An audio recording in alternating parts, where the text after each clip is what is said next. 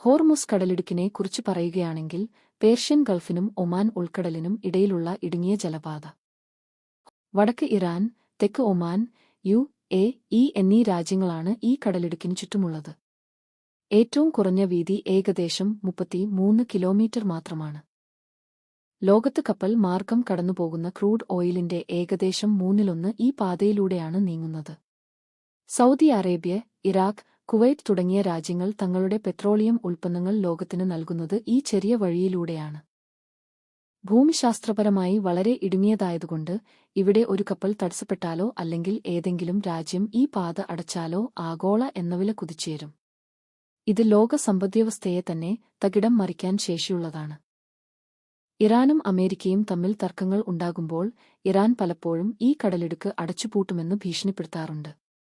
ഇത് വലിയ അന്താരാഷ്ട്ര സമ്മർദ്ദങ്ങൾക്ക് കാരണമാകുന്നു.